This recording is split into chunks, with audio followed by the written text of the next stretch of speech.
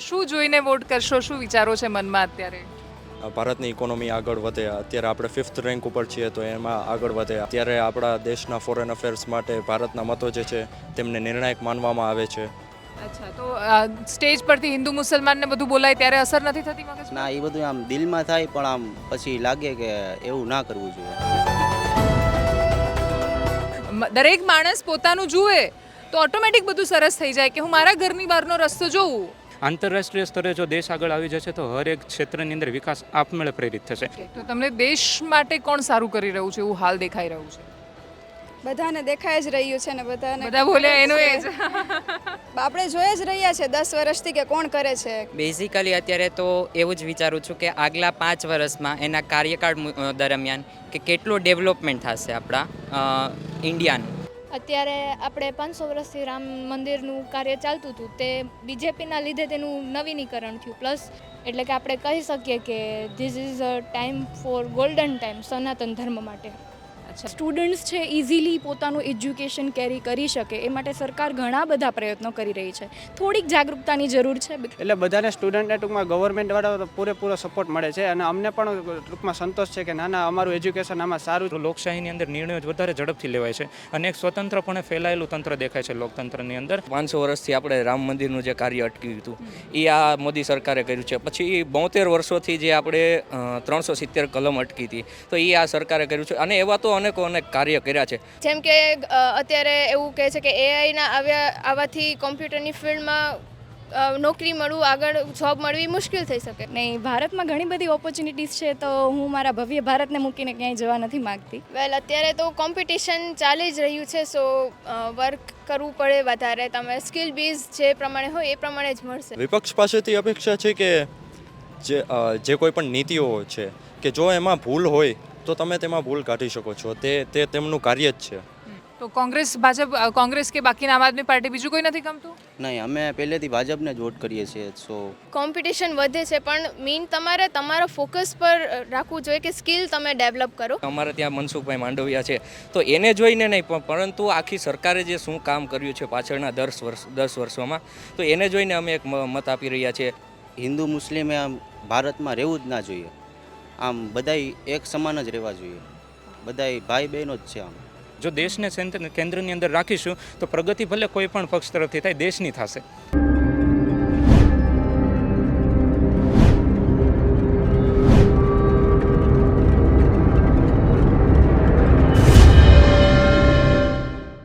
નમસ્કાર. યુવા સંસદ કરવી છે, યુવાનોના અભિપ્રાય જાણવા છે. જૂનાગઢમાં છું, જૂનાગઢની નોબલ યુનિવર્સિટીમાં છું અને અમે સામાન્ય રીતે સ્પર્ધાત્મક પરીક્ષાની તૈયારી કરતા છોકરાઓનો મત જાણતા હોઈએ છીએ.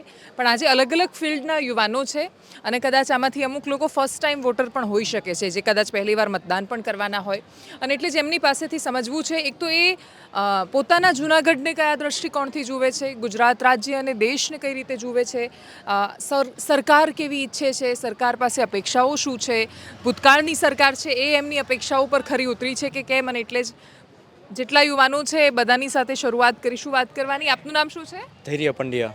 અને ધૈર્ય, તમે ક્યાંના છો? જૂનાગઢના જ છો? હા, મારો જન્મ ગોંડલમાં થયો હતો પણ મારું રહેવાનું જૂનાગઢમાં છે. અચ્છા, તો તમને જૂનાગઢ ગમે છે? શું ગમે છે જૂનાગઢમાં? એના વિશે, જૂનાગઢ વિશે કહો પહેલાં. જૂનાગઢમાં એક રીતે સ્પિરિચ્યુઅલિટી જે શાંતિ રહેલી છે, શાંત શહેર છે. તમે સાંજ પડે તમે મંદિરોનું તમે વિઝિટ કરી શકો છો અને માણસો બી સારા છે અહીંના, પ્રેમાળ છે, હેતાળ છે, ગીરના લોકો છે એટલે. અને તમે શું ભણો છો અત્યારે? હું BCA સેકન્ડ સેમમાં છું. BCA second semester. તો આઈ થિંક તમે પહેલીવાર વોટ કરશો. હા, યસ, ફર્સ્ટ ટાઈમ. તો શું જોઈને વોટ કરશો, શું વિચારો છે મનમાં અત્યારે? ઘણા બધા ફેક્ટર્સ છે, જેમ કે પહેલાં તો ભારતની ઇકોનોમી આગળ વધે. અત્યારે આપણે 5th રેન્ક ઉપર છીએ તો એમાં આગળ વધે. આપણા ફોરેન અફેર્સ જે છે, અત્યારે આપણા દેશના ફોરેન અફેર્સ માટે ભારતના મતો જે છે તેમને નિર્ણાયક માનવામાં આવે છે અને એટલા માટે અને પાછું ભારતની વિદેશમાં અને વિદેશના લોકો સામે અત્યારે પ્રતિષ્ઠામાં પણ વધારો થયો છે અને યુવાનોને પ્રોત્સાહન મળે, તેમને વધુમાં વધુ રોજગારી મળે. તો એ બધા ફેક્ટર્સને રિલેટેડ વોટ આપીશું. અચ્છા, તો ટૂંકમાં તમને વર્તમાન સરકાર ગમી રહી છે? હા. જો હું એનો સાર તમે જે બોલ્યા એના પરથી સીધી રીતે કાઢી લઉં તો? હા, ઓકે. કહી શકો. અને વિપક્ષ પાસેથી તમને શું અપેક્ષાઓ છે? વિપક્ષ પાસેથી અપેક્ષા છે કે જે કોઈ પણ નીતિઓ છે કે જો એમાં ભૂલ હોય તો તમે તેમાં ભૂલ કાઢી શકો છો, તે તેમનું કાર્ય જ છે. પરંતુ તેમને પણ સમજવું જોઈએ કે માની લ્યો જે કોઈ પણ નીતિ સારી છે તો તેમાં પણ સરકારનો સાથ આપે, અને ભલે વિપક્ષમાં છે તો પણ તેઓ કાર્ય તો કરી જ શકે છે. તે જે સીટ પરથી ચૂંટાયા હોય તેમના માટે કાર્ય કરી જ શકે છે. તો બસ તેઓ પણ કાર્ય કરે અને ભારત દેશને આગળ વધારવા માટે સાથ આપે, બસ તે જ.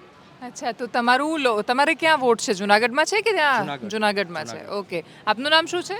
જેઠવા ભાવાંશી, અને ભાવાંશી, તમે ક્યાંના છો? જુનાગઢ. જુનાગઢના. તો જુનાગઢનું કામકાજ, રોડ, રસ્તા, વિકાસ, બાકી બધું તમને શું લાગે છે? What is your opinion? Mainly તો ઓવરઓલ ડેવલપમેન્ટ થાય જ છે જુનાગઢમાં. ઘણા હવે તો જે કલેક્ટર કચેરી સાઈડનો એરિયો છે મસ્ત ટ્રીઝ ને બધું ઉગાડવામાં આવે છે. ઇવન જુનાગઢમાં હમણાં એક ન્યૂ કોન્સેપ્ટ લાગુ છે કે બેન પ્લાસ્ટિક એન્ડ બધું જે ચાલી રહ્યું છે. અને ગિરનાર એરિયામાં તો એક બહુ સારો કોન્સેપ્ટ અત્યારે ચાલી રહ્યો છે કે ત્યાં પ્લાસ્ટિક લઈ જવામાં નથી દેતા. સાવ પ્લાસ્ટિક ગિરનારના એરિયામાં બેન થઈ રહ્યો છે. ઇવન અમારા યુનિવર્સિટીમાં પણ અત્યારે પ્લાસ્ટિક સાવ બેન થઈ ગયું છે. So it is like a plus point about. Okay, શું ભણો છો તમે? Computer engineering. Computer engineering. અને તમને શું લાગે છે, તમે ભણીને બહાર નીકળશો તો તમને નોકરી કેવી મળશે? શું અપેક્ષા છે? વેલ, અત્યારે તો કોમ્પિટિશન ચાલી જ રહ્યું છે, સો વર્ક કરવું પડે વધારે. તમે સ્કિલ બેઝ જે પ્રમાણે હોય એ પ્રમાણે જ મળશે પ્રોબેબલી. તો વોટ ઇઝ યોર સ્કિલ? શું ગમે છે તમને?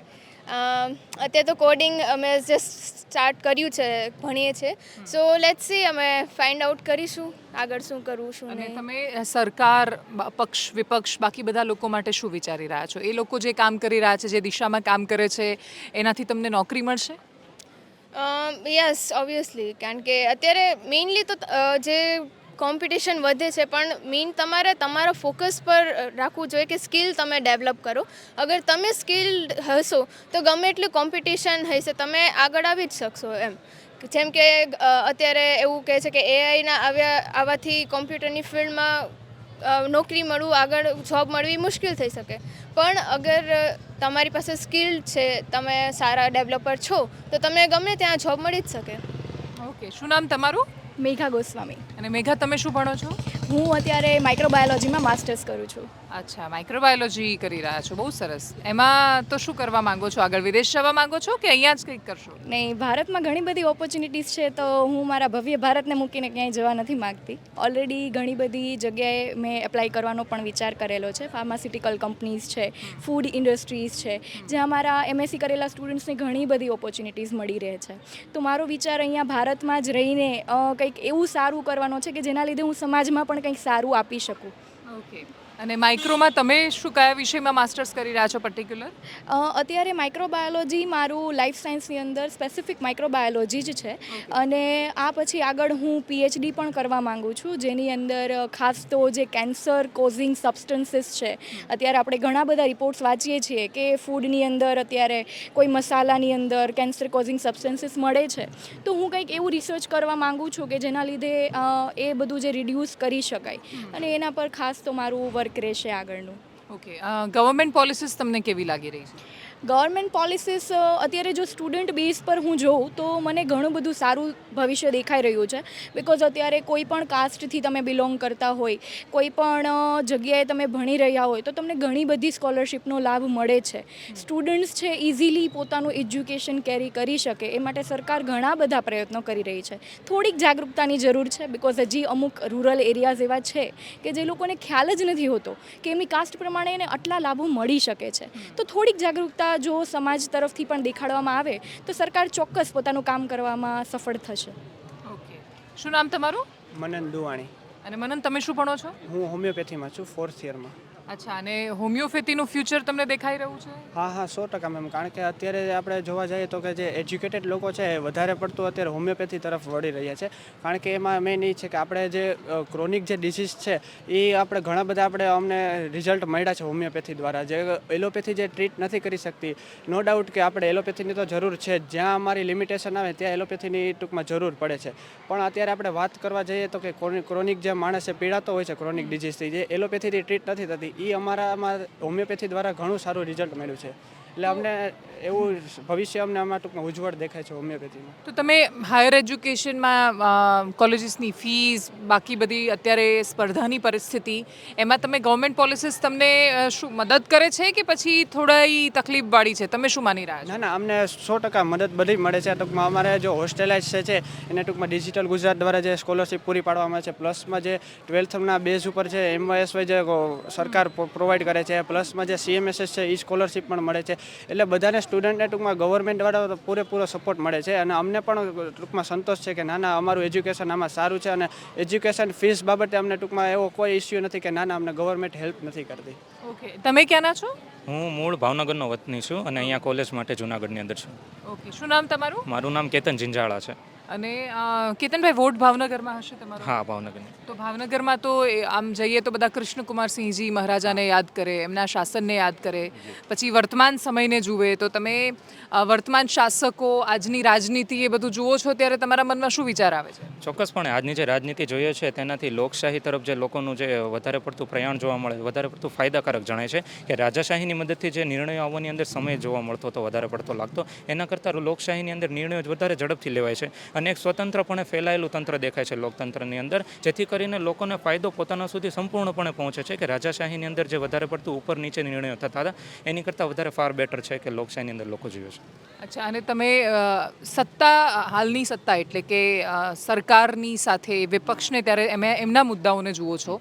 તમે ભાજપ, કોંગ્રેસ આ બધાના મેનિફેસ્ટો પણ વાંચ્યા હશે, તો તમને શું વિચાર આવે છે આ મેનિફેસ્ટોને બધું વાંચો છો ત્યારે? ચોક્કસપણે કે જે દેશનો જે વિકાસ છે કે જે વધારે સેન્ટર ઉપર એ વાતને લઈને બંને પક્ષો, વિપક્ષ હોય કે હાલની સરકાર હોય, બંનેના જે આગળના પ્રગતિના મુદ્દાઓ છે તે દેશને લઈને સેન્ટ્રલ કોર પર રહેવા જોઈએ, નહીં કે એકબીજાને શું પ્લસ પોઈન્ટ છે કે માઇનસ પોઈન્ટ છે એના પર ધ્યાન રહે. જો દેશને કેન્દ્રની અંદર રાખીશું તો પ્રગતિ ભલે કોઈ પણ પક્ષ તરફથી થાય, દેશની થશે અને દેશની પ્રગતિની મદદથી સૌ કોઈને, વિદ્યાર્થીને લઈએ કે ગવર્મેન્ટ સેક્ટરને લઈએ, કોઈ પણને ફાયદો થશે. ઓકે, તમારામાંથી કોઈ મેનિફેસ્ટો વાંચ્યા છે ખરા? ભાજપ, કોંગ્રેસ કોઈના વાંચ્યા છે મેનિફેસ્ટો? ખબર છે કેવી રીતે?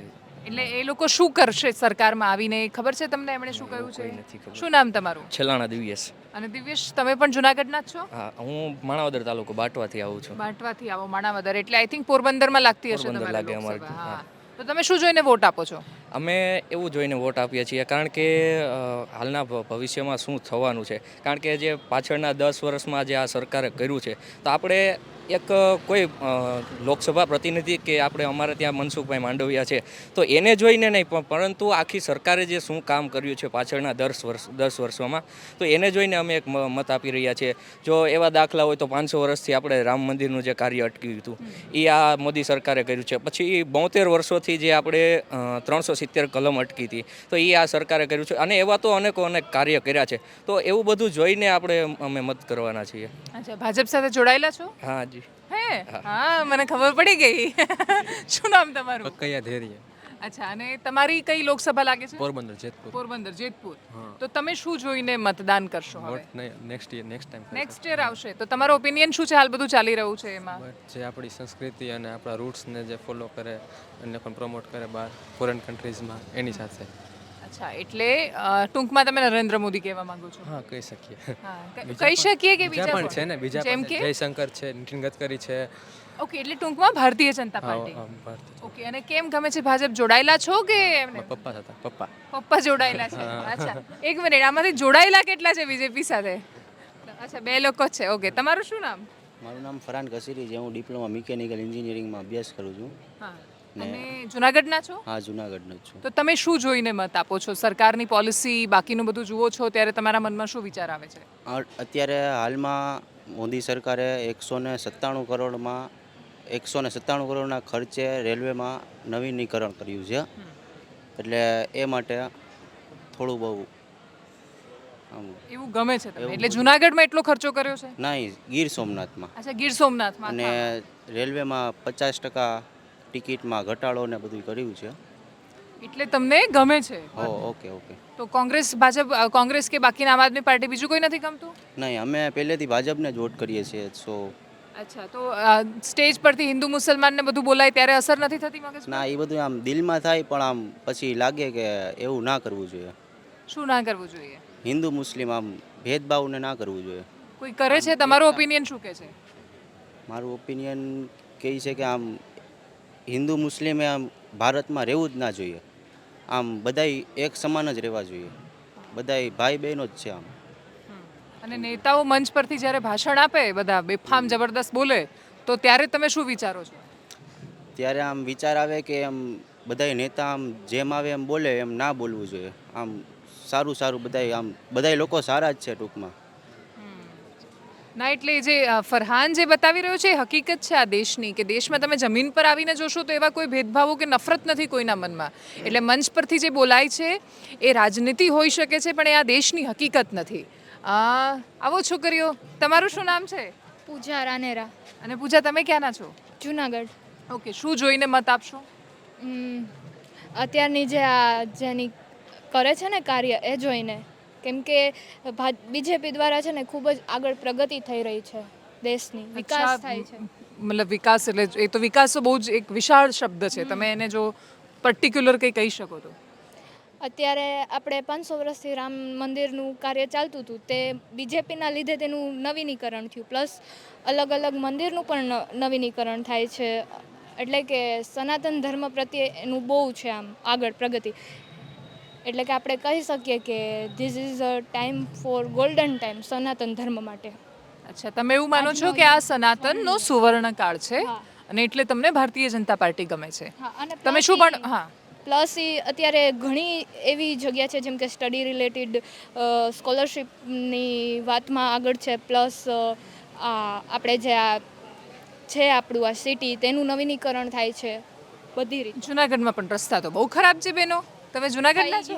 થઈ ગયા? સુધરી ગયા? મારા ઘર સાઈડ સુધરી ગયા છે. હા, બહુ સરસ. ના, વાત સાચી છે. દરેક માણસ પોતાનું જુએ તો ઓટોમેટિક બધું સરસ થઈ જાય કે હું મારા ઘરની બહારનો રસ્તો જોઉં, બાકીના બાજુવાળા બીજાના એમના પોતાના ઘરની બહારનો જુએ તો આખા પછી સિટીનો સરસ થઈ જાય. જુનાગઢમાં ચાલી જ રહ્યું છે તે કામ. જુનાગઢમાં દર વખત કામ જ ચાલતું હોય છે. એમાં ચોમાસામાં પછી જોઈશું. તમે ક્યાંના છો? કોડીનાર, ગીર સોમનાથ. કોડીનાર, ગીર સોમનાથ. પણ લોકસભા જ લાગે જુનાગઢ, બરાબર? તો તમારું શું મત છે? તમે જ્યારે વોટ આપવા જશો પહેલી વાર જવાના આ વખતે? નહીં, એક ટાઈમ દઈ દીધો છે. દઈ દીધું છે એક ટાઈમ, એટલે હમણાં 22માં દીધો વિધાનસભામાં, હવે પાછા દેવા જવાના છો. તો શું જોઈને મત આપો છો? એ વખતે શું મનમાં કેલ્ક્યુલેશન ચાલે છે કે પછી ઘરના કે ત્યાં આપી દો છો? ના, બિલકુલ નહીં, ઘરના કે ત્યાં નહીં. પણ બધા જોતા હોય ઇન્ડિવિજ્યુઅલી પોતાનો ફાયદો, પણ આપણે કન્સિડર કરવું જોઈએ એઝ અ જાગૃત નાગરિક. આપણે જોવું જોઈએ કે ખાલી દેશ માટે આપણે જોવાનું છે. પર્સનલી આપણે ફાયદો જોતા હોય તો આપણને અલગ અલગ પાર્ટીથી અલગ અલગ ફાયદા મળતા જ હોય છે. ક્યાંક ને ક્યાંક આપણા મતલબની વસ્તુ નીકળતી જ હોય છે. પણ એ આપણું પર્સનલ ના વિચારીને આપણે આખા દેશનું વિચારવું જોઈએ, કેમ કે at the end of the day આપણે છીએ તો ઇન્ડિયાના છે. ઓકે, તો તમને દેશ માટે કોણ સારું કરી રહ્યું છે એવું હાલ દેખાઈ રહ્યું છે? બધાને દેખાઈ જ રહ્યું છે ને બધા બોલ્યા એનું એ જ. આપણે જોઈ જ રહ્યા છે 10 વર્ષથી કે કોણ કરે છે. ક્યાંક ને ક્યાંક બધાને ખબર જ છે કે કોણ કરે છે, બધા અંદરથી સમજે જ છે. અને આ વખતે પણ એવું જ થશે. અચ્છા, ખાલી અબકી બાર બોલવાનું બાકી રાખ્યું છે, બાકી બધું કહી દીધું છે તમે. તમે સમજદાર છો, સમજી ગયા. શું નામ તમારું? ભાર્ગવ ઉમરેટિયા. અને ભાર્ગવ, તમે ક્યાંના છો? જુનાગઢનો જ છું. અચ્છા, તમે શું વિચારીને મત આપવા જાઓ છો? બેઝિકલી અત્યારે તો એવું જ વિચારું છું કે આગલા 5 વર્ષમાં એના કાર્યકાળ દરમિયાન કે કેટલું ડેવલપમેન્ટ થશે આપણા ઇન્ડિયાનું. કે જે પણ સરકાર આવે, અત્યારે હું નામ નથી લેતો કોઈ પણ પાર્ટીનું, પણ જે પણ સરકાર આવે એ એના કાર્યકાળ દરમિયાન કેટલું ડેવલપમેન્ટ કરી શકશે ઇન્ડિયામાં, અને એ ડેવલપમેન્ટ આપણે ઇન્ડિયાને કેવી રીતથી ફાયદાકારક થશે એના બેઝિસ ઉપર હું મત આપીશ. ઓકે, અને મતલબ થોડું મને હજી પર્ટિક્યુલર સમજાવો કે તમારી શું અપેક્ષા છે? કેમ કે વિકાસ છે બહુ વિશાળ શબ્દ છે. ડેવલપમેન્ટ આપણે જ્યારે કહીએ છીએ તો એ બહુ બધા પ્રકારના ડેવલપમેન્ટ છે. પર્ટિક્યુલરલી તમારી યંગ જનરેશનની શું અપેક્ષા છે? Young generation as a student તો હું એમ કહી શકું કે આપણે જ્યારે આપણી ડિગ્રી પૂરી કરી અને માર્કેટમાં આપણે બહાર આવીએ ત્યારે એ લોકોને એવી ફેસિલિટીઝ આપે કે જેથી બધાને જોબ મળી શકે, અને એ બધું થોડુંક ટ્રાન્સપેરન્ટ રહે, કે જેમ કે કોઈ પણ નેપોટિઝમ ના થાય. હા, ઓકે. હા, એટલે જે બોલિવૂડમાં જાણીતો શબ્દ છે, પણ એટલે પેલું એમ કે પપ્પાની પેઢી પર છોકરો જઈને બેસી જાય તો એવું બાકીના બધા સેક્ટર્સ પર પણ ના થાય. આ બધા બોલ્યા એના કરતાં કોઈનો હજી અલગ ડિફર થતો ઓપિનિયન છે કે સરખું જ છે તમારું? સરખું જ છે તમારું? સરખું જ છે તો પછી હું પર્ટિક્યુલર નથી છે. હા, તમે કંઈક કહેવા માંગો છો? સૌથી વધારે જો કે પ્રભાવિત કરતી વાત લાગે આજના સમયને જોઈને તો એ છે કે જે આપણા માનનીય પ્રધાનમંત્રી દ્વારા કહેવામાં આવેલો જે એક લક્ષ્ય કહીએ 2047નો વિકસિત ભારત, તો તે સૌથી વધારે પ્રભાવિત કરે છે કે ભારતના 100 વર્ષ પૂરા થવાની સાથે જ ભારત દુનિયાના સૌથી ટોપ લિસ્ટમાં અંદર આવી છે. કે આજકાલ જોઈએ છીએ કે આપણા વિદેશ મંત્રી કે જે ડૉક્ટર એસ જયશંકર જે કામ કરી રહ્યા છે, નરેન્દ્ર મોદી જે કાંઈ કામ કરી રહ્યા છે, આંતરરાષ્ટ્રીય સ્તરે જો દેશ આગળ આવી જશે તો હરેક ક્ષેત્રની અંદર વિકાસ આપમેળે પ્રેરિત થશે. મેન્યુફેક્ચરિંગની પ્રોડક્શનની અંદર વાત હોય, રોડ ટ્રાન્સપોર્ટ ડેવલપમેન્ટની વાત હોય કે આર્કિટેક્ટની વાત હોય, હરેકની અંદર આગળ આવી છે. અને એની સાથે જ અમારી જેવા મેડિકલના સ્ટુડન્ટ કોઈ પણ અલગ ફિલ્ડના વિદ્યાર્થી હોય જેને બીજા દેશ સાથે કોન્ટેક્ટ થવાની અંદર ઇઝી રહેશે અને કનેક્શનની સાથે જ અમારો પોતાનો મેન્ટલી ડેવલપમેન્ટ પણ થશે, ફાઇનાન્શિયલી ડેવલપમેન્ટ પણ થશે અને બીજા દેશ સાથે અમે ઇઝીલી ડીલ કરીશું. તમે હોમિયો કરો છો કે એલોપેથી? હોમિયોપેથી કરીએ છીએ. હોમિયો. ઓકે. તો આ છે જૂનાગઢની નોબલ યુનિવર્સિટીના છોકરાઓ જેમની સાથે મેં વાત કરી. બધાનો ઓપિનિયન ઓલમોસ્ટ સરખો છે, એટલા માટે હું એને કોઈ કન્ક્લુઝન નથી આપી રહી. એ હકીકત છે કે છોકરાઓનો એક અંશ પરથી આપણે એક ઓલ ઓવર મિજાજ નક્કી નથી કરી શકતા, પરંતુ છતાંય જેમને બધાને સાંભળ્યા એ લોકોનો પોતાનો તર્ક અને એની સાથેનો એમનો જે ઓપિનિયન છે એ બતાવે છે કે વિપક્ષ જેનઝી માટે એની પહેલાંની જે એકદમ ફર્સ્ટ ટાઈમ વોટર, પહેલીવાર વોટ આપવા જે લોકો જઈ રહ્યા છે એ લોકોની પાછળ મહેનત કરવાની ચોક્કસ જરૂર છે, કેમ કે એમની વાતો જો એ કન્વિન્સિંગ હોય તો પણ એમના સુધી પહોંચેલી દેખાતી નથી. નમસ્કાર.